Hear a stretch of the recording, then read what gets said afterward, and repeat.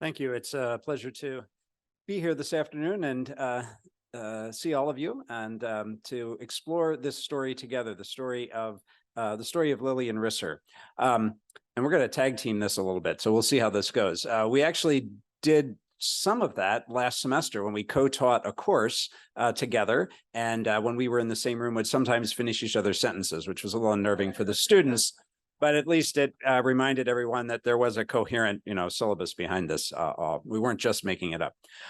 This is a story that is a local story, but with national significance. We have here an article from the front page of the Sunday New York Times.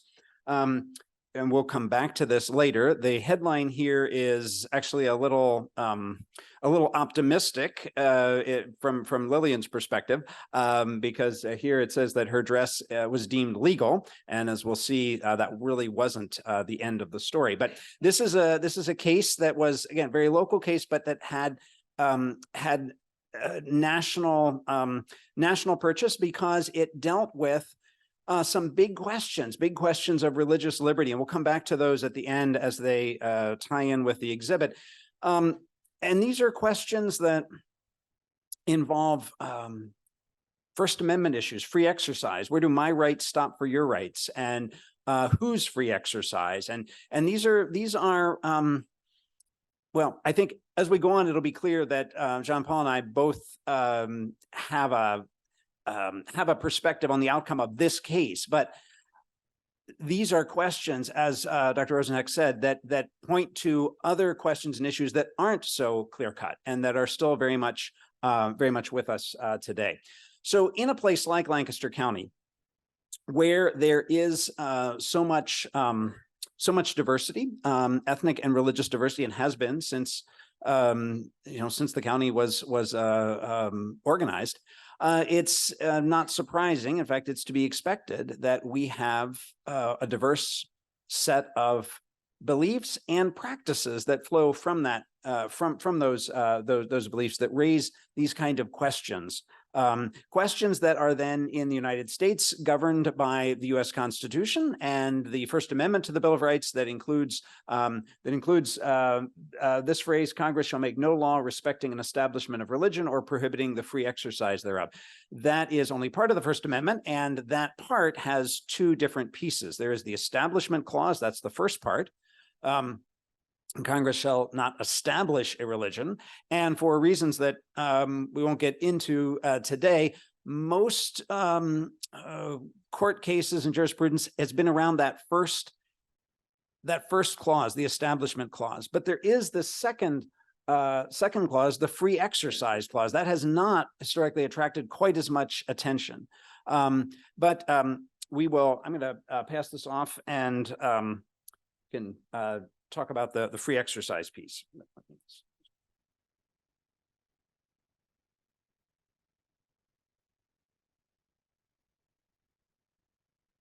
So in the First Amendment, Congress shall make no law respecting an establishment of religion or prohibiting the free exercise thereof. Free exercise clause is about exactly how religion might be exercised. And thus protected, however, hinges on an understanding of religion. So our first view is by John Locke and Thomas Jefferson. The state cannot limit the exercise of religion because true religion consists of private beliefs and rituals, and so is beyond the state's ability to evaluate, much less control. The other view is from James Madison and James Wilson, who was one of the first lawyers appointed to the Supreme Court by George Washington. There is a public dimension of religion via the behaviors that flow from beliefs. Religion is exercised not just in the mind, but in one's conduct.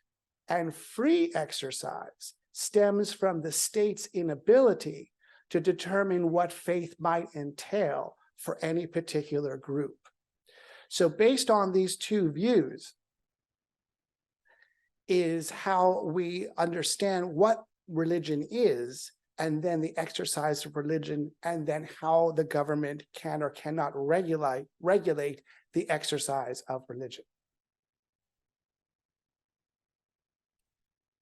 And those 2 points of view, as we'll see, will come back in the courtroom, because they do lead us to 2 different interpretations of what will become the Pennsylvania Garb Law. But where does the Pennsylvania Garb Law come from? So our story begins in Western Pennsylvania, in Gallitzin, in Cambria County, 1894. This is coal country. This is mining country. There are Eastern European immigrants from principally from Poland and from Russia. And in the context of the 19th century, the public school system in Pennsylvania and other parts of the United States was a big engine of assimilation and Americanization. And so a number of immigrant groups responded by either resisting that and setting up their own separate parochial school, usually parochial schools, but some sort of separate private schools, or they tried to harness the public school system for their own ends. And it's the latter that happened in Gallitzin. The overwhelmingly Catholic immigrant families there decided to hire some Catholic nuns, some members of the Sisters of St. Joseph, to be teachers in the public school. So this was not a parochial school. They were teaching the standard Pennsylvania public school curriculum. It was not a religious school, but religious women religious were going to be the teachers. They were some of the best educated women in the area, and they were going to be the teachers. There were 2 Protestant families in Gallitzin who objected to this, and their objection is part of a larger pattern of anti-immigrant and anti-Catholic sentiment. In the United States at that time, and the Protestant parents sued and said, "This is, we don't want Catholic nuns teaching in our school." That became a court case that ended up going before the Pennsylvania Supreme Court eventually in 1894, and now is looked at as a kind of important landmark case in religious liberty in the state of Pennsylvania. A couple years ago, the state put a historical marker there in Cambria County, recognizing this case, Heisong versus Gallitzin, in which the state Supreme Court said, look, there's no, both the the U.S. Constitution and the state Constitution says there are no religious test can be required for holding a public office in this state or the United States. And so teachers cannot be banned from teaching just because they're Catholic. And so the state Supreme Court ruled in favor of the nuns, and they were able to continue teaching there in Gallitzin, at least for a time. Again, this is part of a larger pattern of anti-Catholicism that was closely linked to anti-immigrant sentiment at the time. And in the wider Pennsylvania political climate, these at that time aligned themselves with the agenda of the Republican Party in Pennsylvania. Interesting, where we're sitting here with the history of Thaddeus Stevens, how much those sentiments in the Republican Party had changed from the generation of Stevens to the 1890s. But in any case, the legislature decided to do a kind of end run around the state Supreme Court and said, well, okay, if we can't keep Catholic nuns from being teachers in public schools, we can make it so unpleasant for them that they will want to quit. And so that's the origin of the Garb Law. It was passed in 1895, and it said, as in part, as the text here, no teacher in any public school shall wear in said school or while engaged in the performance of his duty as such teacher any dress, mark, emblem, or insignia indicating the fact that such teacher is a member or adherent of any religious order, sect, or denomination. The law had its intended effect, and we could talk a little. I mean, we could talk a bit more about what there was some kind of back and forth around the passage of the law, but passage was never really in question. Both houses at the time, the legislature being dominated by the Republican Party and also with a Republican governor, it was passed. And it had its desired effect. In Gallitzin, the Catholic nuns quit. They moved further west to Beaver County and opened a parochial school. The question, of course, is that although this law was directed at Catholic nuns, they were not the only people with religiously distinctive dress in the state. So I will now turn it over to Jean-Paul to talk about distinctive dress. So let's unpack what we're looking at in this photograph so that everybody has some context for what is the meaning behind plain dress. Now, what I'm going to share with you, some of the information is from the historical record. Some of it is from various denominations who publish catechism about how to do this. Some of it is folklore, some of it is oral history. So all of this combined together is where the resources are coming from to understand this. Now let's begin with the collar here on the gentleman's coat. We call this a plain coat or a standing collar coat. It could be made from a pattern, or you could purchase a suit with a lapel and then have the tailor take the lapel off. Now, the reason for this traditionally has been that in Europe, during the times in which the military would display medals and awards, this would be done on the lapel. So the wider the lapel, the more opportunity or canvas for you to display the ways in which you have been recognized for your military rank and your heroism. And so as the Anabaptist and other pacifist groups were trying to make a distinctive message demonstrating that they were conscientious objectors, demonstrating that they were pacifists, demonstrating their belief in non-resistance, they removed the lapels. So this is a way of, almost a certain, some might say civil disobedience, but it's the idea we're removing the lapel. There's no place to display what they saw as something that was celebrating killing and death and destruction. Now, another thing you'll notice is that there is a beard, but not a mustache. So in the military, in Europe, you wore a mustache. In fact, in the British military, it was mandated that you wore a mustache. In the Prussian military, you grew your mustache, and then the length of the mustache, and then you added wax, and there was twirls at the end, and there was all kinds of ways that you could fashion the mustache to represent rank and military power. So by the same token of removing the lapels, they are removing the mustache. This is, again, a witness against the military. It is against a war. It is a symbol that you are a conscientious objector, that you are a pacifist. And that is the symbolism there. Now, because these groups do not allow adornment of jewelry of any kind, how does one know if someone is married? So a gentleman will grow a beard, and this indicates that he is married, but he will not have the mustache, which means that he is an adherent to peace and pacifism and non-resistance. So basically, we call this plain dress, and also in the way in which he is groomed as well.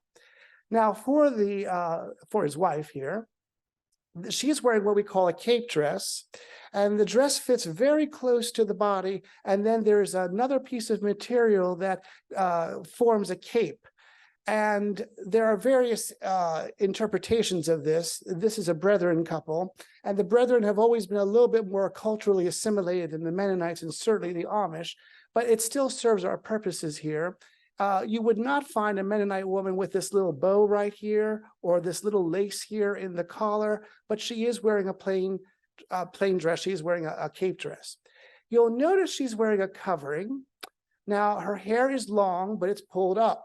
And there's scriptural verses about a woman should never cut her hair, that I think the Apostle Paul says that a woman's hair is her glory. And so the only reason to cover your head is if your hair has been shorn, if it has been cut. And you know that the Hasidic and Orthodox Jewish women do shave their heads and then wear a wig and then wear a veil. In a similar way, an Amish or a Mennonite or Old Order, well, particularly, Brethren woman would wear her hair up to make it look as if it was short, and now her head is covered. Can everyone see behind her ear, there's a ribbon here? Okay, so initially that ribbon was tied in the front, and it served a purpose to keep the covering on the head, especially when you were traveling by horse and buggy. Well, then eventually we moved to automobiles, and we don't need that. So the ribbon is now in the back. And it's sometimes you'll see some plain people with the ribbon continuously from both sides. Other times there'll be two just laying on the back of the shoulders. And the reason why we're keeping the ribbon, even though it no longer is necessary for keeping the covering on the head, is because without jewelry, how do we know she's married? So the covering goes on the head when you are baptized, and you know we're talking about Anabaptists, so therefore the baptism happens when the person is an adult or a young adult. So when they are baptized, they put on the covering, and this ribbon would be white. And that indicates you are not married. And then when you are married, that ribbon becomes black. So that indicates that she is married.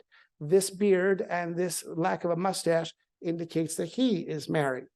And so those are just some of the very basic rudimentary understandings behind the symbolism of plain dress. Now, the reason for the covering is twofold. One is there's a verse in the Bible that says that a woman who is praying or prophesying has to do this with her head covered.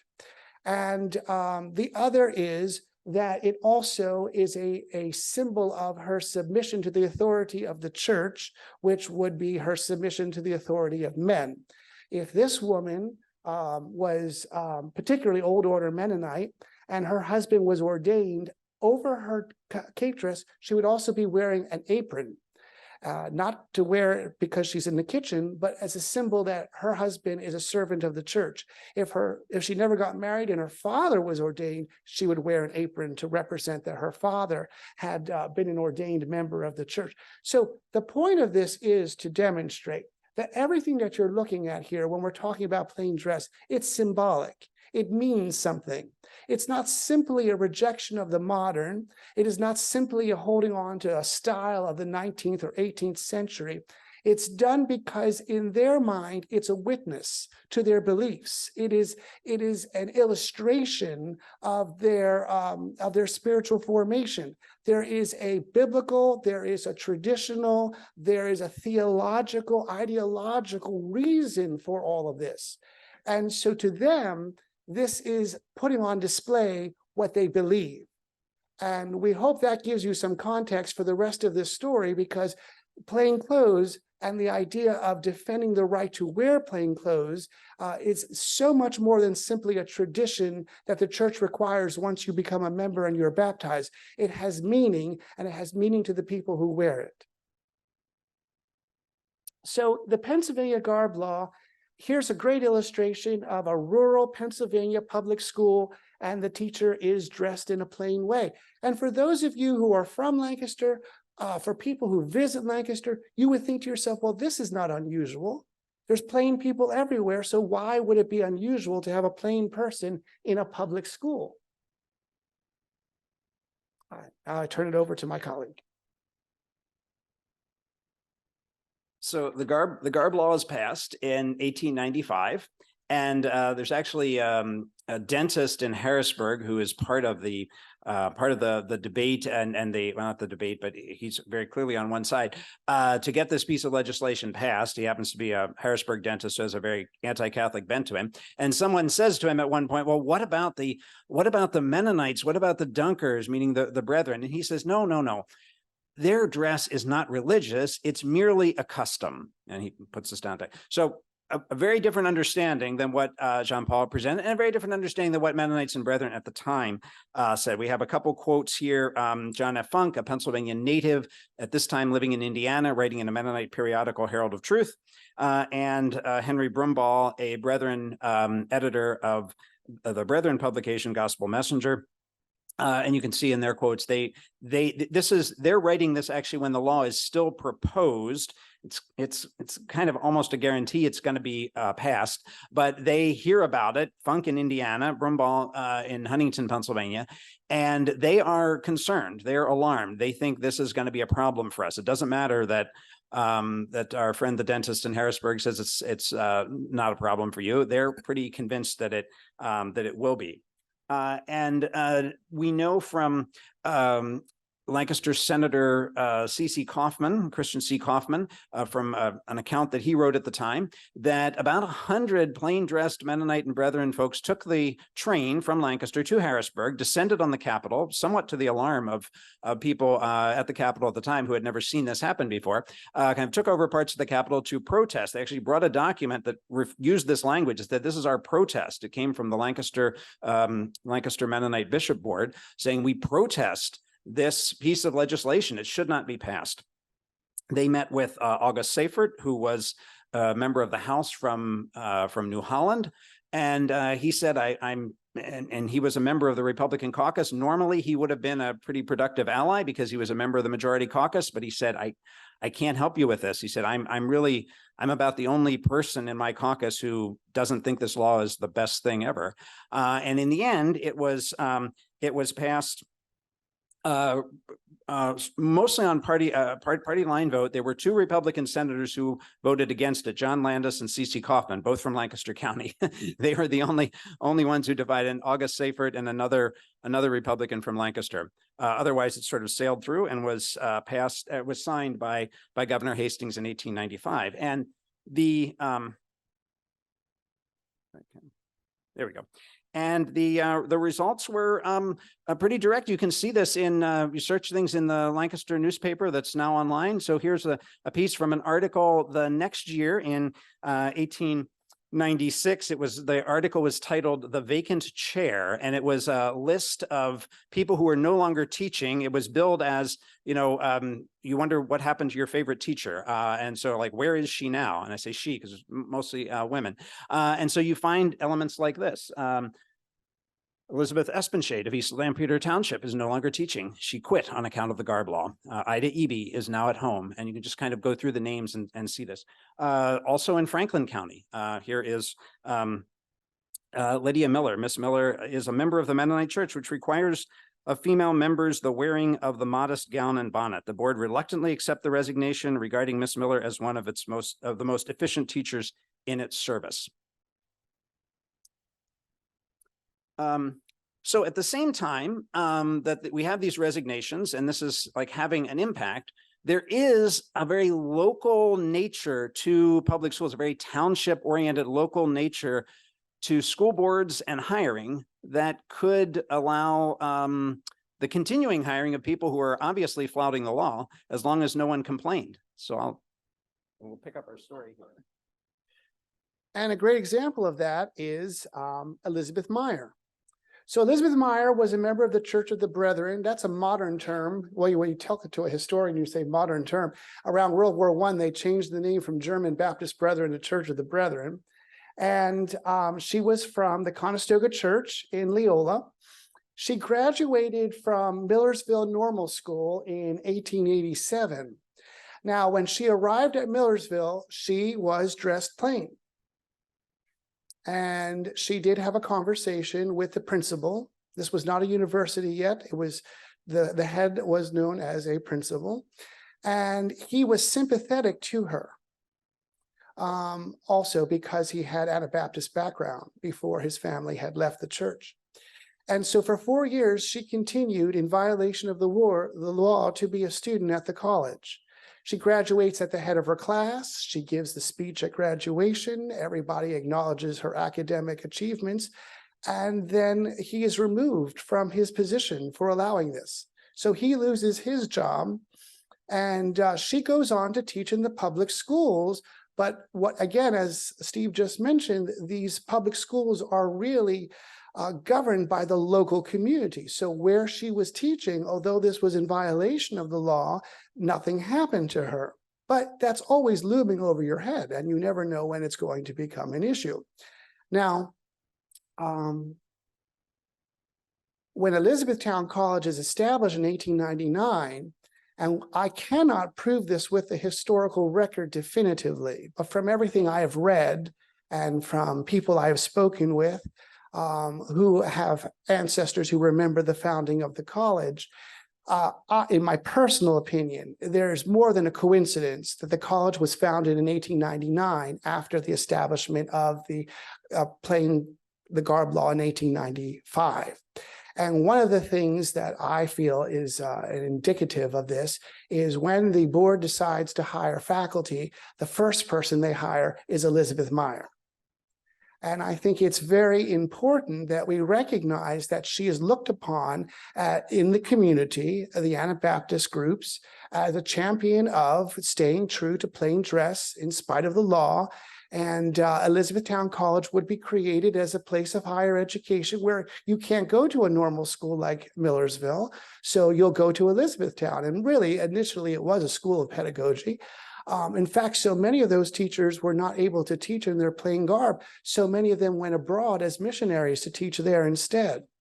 And so what's very interesting is how, if you look at the early documents in the founding of the college, this is emphasized. You know, we're recognizing this. The very first college catalog says that when you arrive on campus, bring your baptismal certificate, and if you are a member of a plain church, you will dress in the plain manner. So it's actually saying that if this is your preference, you can do that here. So one of the plain students from the Bel Air area is Lillian Herr Risser, and she will go to college. She will graduate from Elizabethtown College, and she will have the necessary credentials to teach in the public schools. And the school that she will teach in is not far from the campus. It is Wheatland School in Mountjoy Township. This is now part of the campus of the Risser Mennonite Church, which is right next door across the parking lot. And this is where she is going to be a public school teacher wearing plain dress. The board hired her.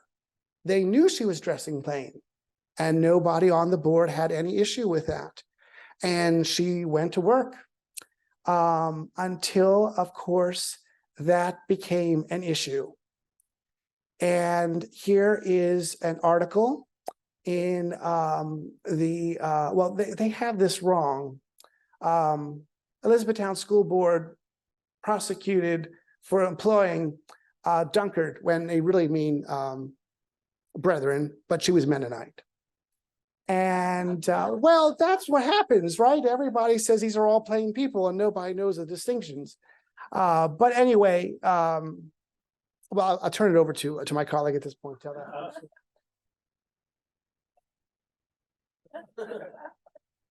So, yeah, Lillian Risser is a Mennonite. She's graduated from her Brethren school, which is probably why there's some sort of confusion by the writers at the Intel. And for reasons that we can't uncover at this point, there's a resident of Mountjoy Township who complains and says the school board has hired someone who is dressing plainly. This is against the law. Interestingly enough, the law, despite having been on the books since 1895, had never been tested in court. And there, at various points in this trial, including up to the level of the state Supreme Court, judges comment on this and say, isn't this interesting that this is the first case? So, I mean, the law has its intended effect of having the Sisters of St. Joseph quit in Cambria County. But then after that, it's kind of, you know, not dealt with very directly until Lancaster County, Mountjoy Township in 1908. This is Lillian Risser actually graduated in the spring of 1908. So at the time, if you were a gifted student, you might be tapped upon graduation by your by a local school board, asked if you wanted to be a teacher. You would be given the county school superintendent's exam. If you passed that, you could begin teaching. At that point, it was then encouraged, but somewhat optional, to continue coursework at, say, Millersville, or in this case, at Elizabethtown. So she was teaching and in school at the same time. The complaint is raised in February of 1908, which is she's about to graduate in May of 1908. And as I said here, she, unlike the Sisters of St. Joseph, she did not resign. Now, one of the reasons one suspects that is that the school board, 6-member school board for the township, included at least 3, maybe 5 Mennonite or Brethren men who were members, including her uncle. Her uncle, Amos Herr, was the school board president. And so we don't know. One imagines maybe he said, don't quit, we're going to fight this. Or maybe she said to him, don't fire me, we're going to fight this. We don't know exactly what happened. But another of her uncles, Isaac Herr, was also sort of a resource here. He was the first again, I can't prove this, but I'm pretty confident he was the first Mennonite attorney in Lancaster County, maybe in Pennsylvania, maybe in the country. He passed the Pennsylvania bar in 1895, and he did not directly defend her, but he lived in Lancaster City. He was a member of East Chestnut Street Mennonite Church, and he had studied law with William Miller Hensel from the Quarryville area. And Hensel had been actually the state attorney general at one point, and Isaac Herr enlisted William Hensel to defend his niece, and said, we're going to defend his niece and his brother, the school board president, because the law actually had two components. So it had penalties for the school board who hired the teacher and for the teacher who was hired. So it's the case was actually always against both the school board and the teacher. Hensel may have also had, one suspects that he also maybe had a bit of a political agenda. He was one of Lancaster's few prominent Democrats, and he was also interested in kind of maybe taking this law down. He was a major investor in the Intelligencer Journal, and you can see an editorial sympathy in the intel for Hensel and this case. So the case comes to trial. The Lancaster Court of Quarter Sessions, June 16, 1908, before District Judge Charles Landis. And I just want to read a couple of quotes here from the arguments at the time. The state took a matter-of-fact approach, calling for enforcement of the law that the defendants had clearly broken, and insisting, quote, that every semblance of sectarianism must be removed from the school system, unquote, in accordance with the law. Hensel, in contrast, sought to, quote, quash the indictment with an elaborate argument to prove the unconstitutionality of the law. Hensel said it was, quote, ill-considered, unnecessary, and mischievous. He grounded his argument historically, contending that the Garb Law was, quote, at variance with the spirit of tolerance and religious freedom in which this state was founded. He was delighted, he told Justice Landis, that the first test of the Garb Law had surfaced in Lancaster County, quote, where of all sections of our great state, this spirit of religious liberty and tolerance has been so vividly illustrated through the years. Hensel combined this appeal to local pride with a dramatic reading of the State Bill of Rights, Article 1, Section 3, in which, quote, no human authority can in any case whatever control or interfere with the rights of conscience. The defendants had done nothing wrong, Hensel concluded in his thunderous argument, because the law under which they were charged was wholly illegitimate. Landis took a bit of time, but pretty quickly handed down his ruling, in which he accepted everything that William Hensel said. He threw the law out. He said this law is unconstitutional, should have never been passed. Furthermore, well, yes, he says quote, under the state constitution, no person is disqualified on account of his or her religious sentiments from holding any place of trust or profit under our commonwealth. Thus, the legislature has no power to abridge this constitutional right. It follows that the act of assembly is void.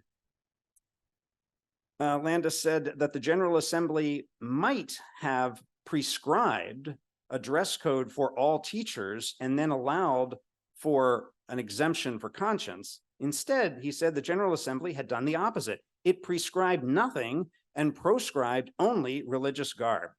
Quote, a teacher may cover himself with partisan political badges or herself with the white ribbons of crusading prohibitionists. He or she may dress as a fop or a flirt or masquerade as a clown or display badges of Freemasonry or Knights Pythian, and in doing so is said to be exercising the right of free association. But, Landis continued, quote, if they don the plain skirt and straight bonnet of the Mennonite or wear the straight coat or shaven upper lip of the Dunker or the buttonless garb of the Amish, they are banished into outer professional darkness and stripped of their office and their rights. He was as dramatic as Hensel had been.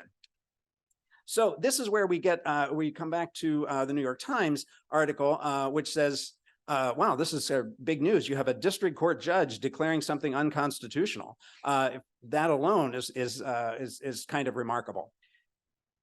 The story's not over, and in part, there are a couple local debates, and Jean-Paul, tell us a bit about those. So George Bucher was actually the president of the Board of Trustees at Elizabethtown College from about the time of its founding for 50 years. And he was a leader in the Brethren Church, an elder, similar to a bishop. And he writes a series of articles, opinions in the local newspaper, and then they are countered by another leader in the church, but this is of the Church of God Weinbrenner denomination. Now, if you're familiar with how the Church of God Weinbrenner was created, this is a split within the Reformed Church because this was the branch that wanted to be a little bit more evangelical and recruit new people and to make the denomination more accessible to people who were not familiar with it. And so these two gentlemen go back and forth in the newspaper with Booker defending plain dress and with McGuire defending the argument that plain dress is archaic and unnecessary and gets in the way with recruiting people into the denomination. And so they go back and forth in these articles. We were really anticipating a robust debate and discussion, but it got boiled down to two ministers really nitpicking over verses in the Bible. But it does demonstrate how passionate people were about this. And in the end, when you read these articles and you get that perspective from Booker, he is defending plain dress because it is not simply a tradition. He is making the case that this is an outward expression of one's personal faith and that it defines the denomination and what the denomination stands for. And so this has now been published, well, now, again, now, and it's probably been done a million years ago, but the articles were put together in this booklet, which it's available for people to read. And now, in September of 1908, the Junior Order of American Mechanics. Now, this was a fraternal organization, and they are still in existence. This was the junior branch of the mechanics, and then they outgrew the parent organization, so they are all called junior, even though it's everybody. And like all fraternal organizations in the 19th century, they sold life insurance and they sold you a trust to prepare money set aside for your funeral expenses. And they had an orphanage for their members, and they had a campus for people who were elderly, and they cared for them as well. And so it's very similar to the fraternities that you see emerging in common all over the 19th century America. And primarily this particular group, because they were artisans and they were skilled laborers, they were very concerned with immigration, and they were very concerned about immigrants coming and competing for jobs. So they were vehemently anti-Catholic and anti-Eastern European in particular. And when they decided to have their national convention, they thought they would go to a place that was sympathetic with their ideas, so they came to Lancaster City. And at the time, this patriotic anti-immigration society devoted $1,000 to seeking to appeal and overturn the Landis ruling to uphold the garb law. They wouldn't know an Amish person if they saw one, and they probably saw a lot of them in Lancaster City at market time, but they were more concerned about keeping Roman Catholics out, especially out of the public schools, and of course, out of the workforce. Whoops. So when this happens, Elizabeth Meyer kicks into gear, and she puts an article into the school newspaper, which at that time was called Our College Times. And she's asking people to donate money to pay the legal fees for Risser.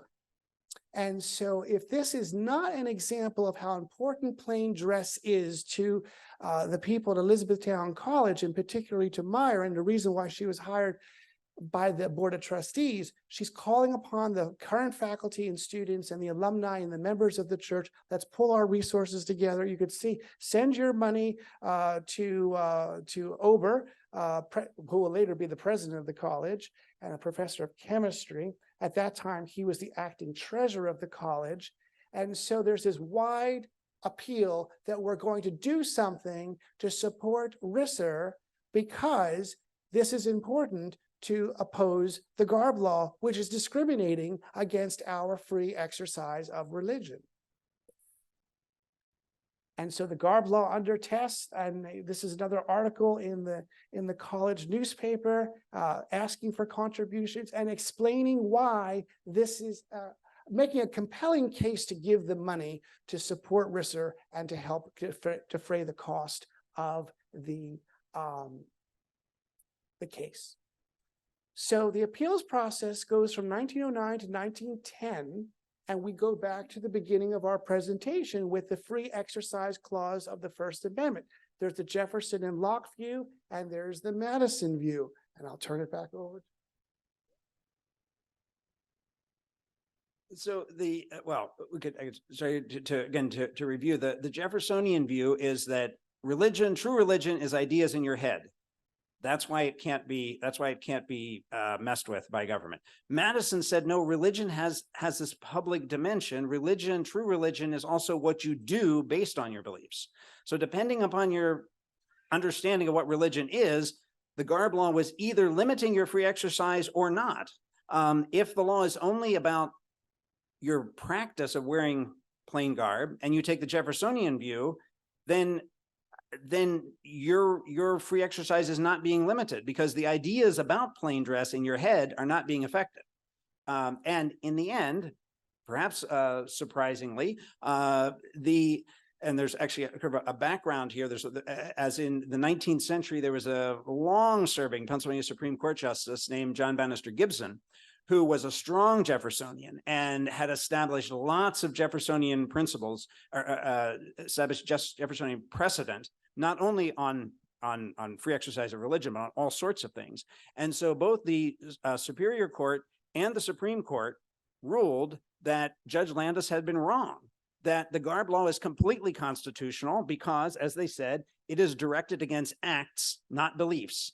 And only your beliefs are protected, not your acts. John Bannister Gibson, back in the 19th century, in a particular case, I won't get into the details, had said in a case that involved whether a Jewish man could be forced to conduct business on the Sabbath, John Bannister Gibson said, there's no problem with that. He can have as many ideas about the Sabbath as he wants, but practicing the Sabbath is in no way protected by the Constitution. So that's the sort of precedent that the Supreme Court and the Superior Court was drawing on. The Superior Court was actually a very new court at this time. It had been established only a few years before, and all the justices had been appointed by Governor John Hastings, who had signed the garb law into law. William Euler Hensel's Intelligencer Journal took a very sad take on this conclusion. It said, this means the end of this prosecution, but the result will be that no school board in the county can employ plain people as teachers. It wasn't quite that dramatic, but again, you do see more stories in the paper of Mennonite and Brethren teachers resigning after this ruling. There were Mennonite and Brethren men who were hired in some cases to teach because they did not necessarily wear their plain coat when they were teaching. So the beard itself in the case of Brethren men was not necessarily construed as plain, and as long as they were just wearing a shirt and trousers and not their plain coat, they were seen as not necessarily going against the law. But Risser resigned. She was stripped of her teaching license, was taken away permanently, and each of the Mountjoy Township School Board members needed to pay a $100 fine. So to wrap up our story of Lillian Risser, and then we'll come back to the legal issues. What did she do? Well, she ended up doing a couple different things and then settling in as the manager of the plain goods department at the Hager department store. And she is, this is Lillian Risser right there. 1953, the Hager's Quarter Century Club. So she had been working there 25 years at that point, apparently. So Hager's tended to aim at middle-class tastes, but on one of the upper floors, they had a department that sold plain clothing and, serviceable, sensible black shoes and stockings and things like that. So she worked there first as a clerk and then as a buyer, and eventually talked to one of her great nieces. She would routinely travel to New York and was known as a very savvy negotiator, and she would purchase all sorts of dry goods in New York and bring them back to Hager, plain or not, for the store. Somewhat later in life, she married Jonas Ebersol, a Mennonite man from her community near Elizabethtown, Mountjoy.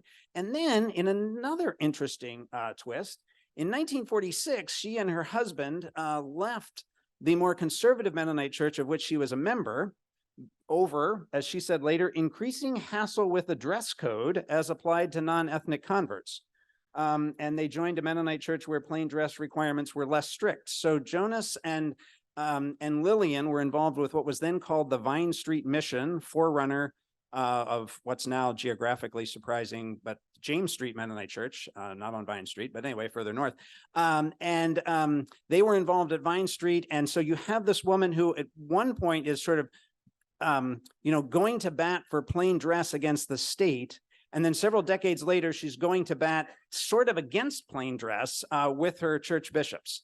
So she, like, plain dress follows her throughout her life, but she takes sort of a different position over time. So you'll note, or in the previous picture, she continued to dress plainly throughout her life, but at a certain point, she thought that this was unnecessary for everyone, or at least not to the degree that was being prescribed in the Lancaster Mennonite Conference.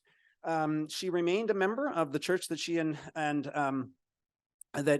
Jonas helped to start, which was called Monterey Mennonite Church, is now known as Forest Hills Mennonite Church, and she remained a member until her death at nearly 101 back in 1988.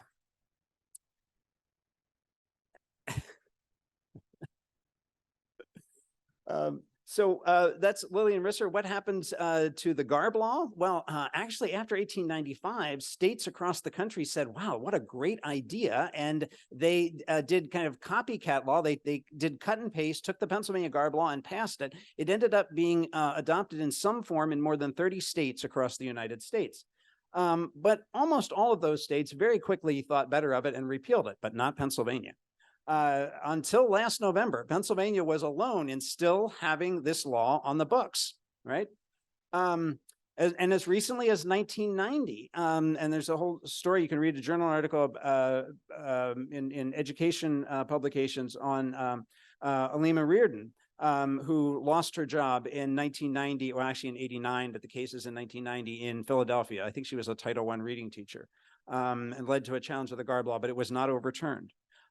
This was a recent story, like from last February, okay, about a year ago, from WHYY in Philadelphia. And this is Hayar Abdullah Aziz, and she's holding a picture of her mother, who was a teacher in Philadelphia, I think a math teacher, and who's no longer living, but her daughter in this story recounts, like, growing up, knowing in the family, always knowing that, well, if someone ever complains about mom, she's going to lose her job, and her mother telling her, don't teach in Pennsylvania. And so the woman in this picture, after graduating and becoming a teacher, maybe she was the math teacher, or her mother was a math teacher. One of them was a math teacher, one was a science teacher. She got a job in New York. But this story is saying that she wanted to move back to Philadelphia because that's where her friends and family were. But she didn't feel like she could safely teach in Pennsylvania. So there were a number of efforts through the years, in recent years, to try to repeal the Garb Law, promoted by or sponsored by various members of the legislature. Eugene DePasquale was one who said we need to repeal this, but he couldn't get enough support, and Will Tallman from Gettysburg and others, but never quite got enough support. And then it was taken up by the bipartisan team of women senators from York and Berks County, and they kind of got the votes behind them in the Senate, and then it went to the House, and it passed with only 2 dissenting votes. There was 1 Republican and 1 Democrat in the state legislature who didn't vote for it. I don't know why.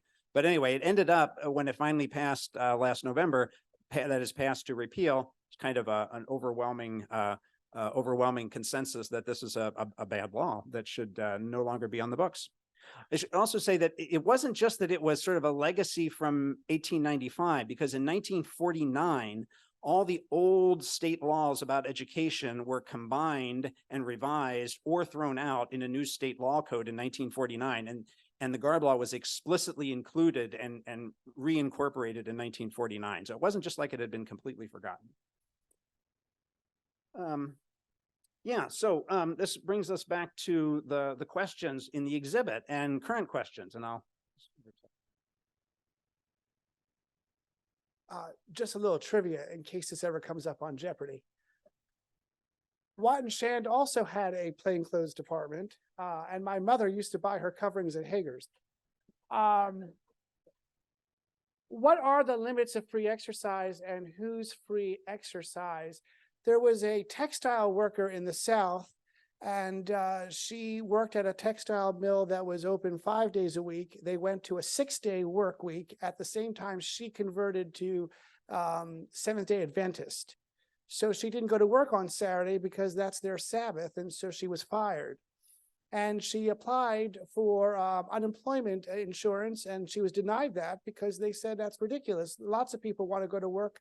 Lots of people want to go to church on Sunday, but they work on Sunday. This is not a violation of your religious principles. So this went to the Supreme Court, and they actually ruled in her favor. She didn't get any employment insurance, but it did create what's known as the Sherbert-Yoder test, which is a tool that the courts use to analyze whether or not someone's religious freedoms are being violated. Now, you all know Wisconsin versus Yoder is the landmark case of the Supreme Court, which exempts Old Order Mennonite and Amish children from compulsory education laws. So these two cases create this litmus test about whether or not people's religious rights are being violated. Well, in 1990, another case came up, and the courts were getting a little bit more conservative, and they said that this idea of religious freedom was getting out of hand.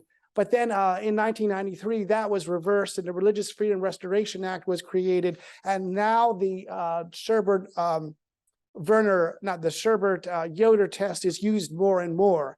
And there's more of an effort to protect people's religious liberties. And then the Religious Land Use and Institutional Persons Act was passed in 2000. And this has more to do actually with religious practice among prisoners in prison and some other things as well. But that's just to give you some of the legal cases behind these significant issues that remain.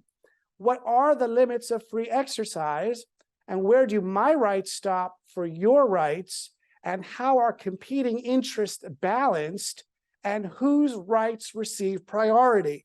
So I'm sure that we're all pleased, that should be a consensus, that this garb law has finally been repealed. But that does not eliminate the debate about religious expression and the state regulating what that is, and First Amendment rights. So